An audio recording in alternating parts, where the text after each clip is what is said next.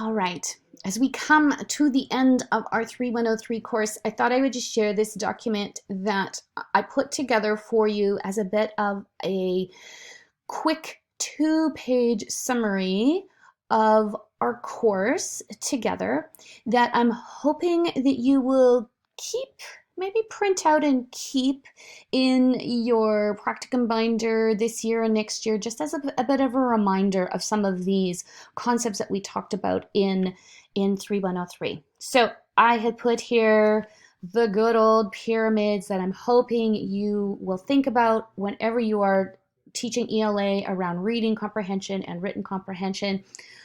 Basically, how do you plan? What do you need to consider in here?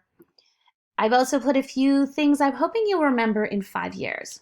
So when you're in your 5th year of teaching and you look back at this, I hope you are doing these things. You're reading aloud every day. You're going from macro to those big ideas down to the micro of what you're doing in the next 10 minutes.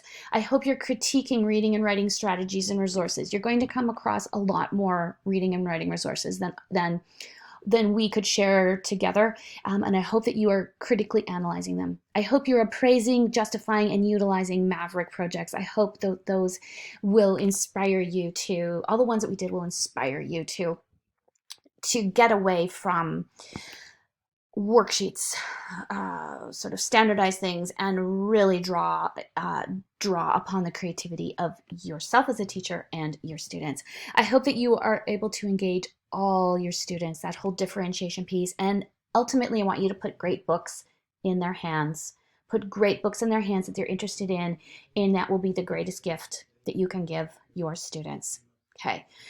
Again, just a quick recap of reading and writing methodologies. Phonemic awareness, you've seen these things over and over again. Just keep them in mind. Phonemic awareness, phonics, word recognition, sight words, fluency, vocab, and comprehension. Use the model chair, guided, and independent reading and writing format. Book choice, it's crucial. Book choice and writing topic choice is crucial to engagement. Write for a real purpose. Find those newspapers, or can they actually write the mayor? Find real purpose for their writing. Use pre-writing, drafting, revising, editing, and publish framework, and consider Katie Gardner's Secret Stories for Phonics approach. I think she has some really good ideas that I think as you go into your teaching, you're going to find that phonics is starting to definitely have a resurgence. Think about inclusivity. We want to change systemic racism through being disruptors of the system. It's not good enough just to have a box of other books, but we really need to look at the system. And books that we do have in our classrooms have to be windows, mirrors, and sliding doors. The kids have to see themselves in books in there. I put here, you need to have 1,500 books in your library, but start with 6, and you now have 6 in here. I've just kind of gone through, put little images to just keep you thinking about some of the book club stuff that we did. I wrote down just the Mavericks that we covered. I put a few of my, a couple of resources here. What happens when you have so many levels of readers? Use those resources. There's lots of resources out there. Assess often, change groups often, and give them great books that they're interested in, the not leveled books. Okay. Resources, again, these are great book lists. These are great books to read aloud or to put in hands of your kids.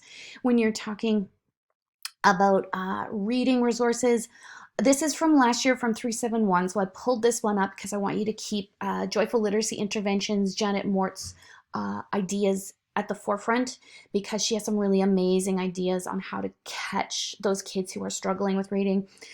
Use Literacy Place. Use Reading Rockets, use Balanced Literacy Diet. Oh, I should have put diet in there. Shoot. Balanced Literacy Diet so that you can actually get to the right spot.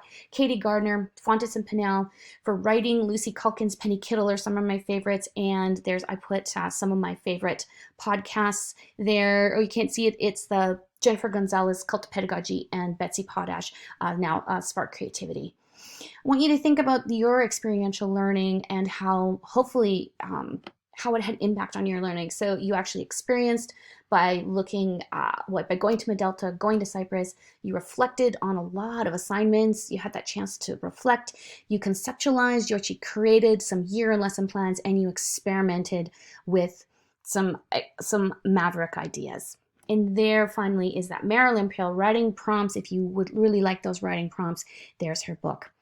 Okay, so hopefully this little 2-page synopsis comes in handy, especially when you are out in this 3rd-year practicum and 4th-year practicum and into your first few years of teaching. Enjoy.